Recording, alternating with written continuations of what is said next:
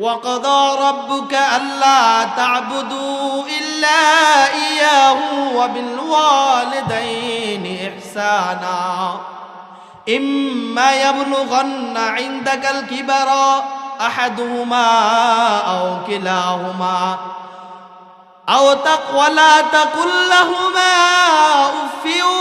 ولا تنهرهما وقل لهما قولا كريما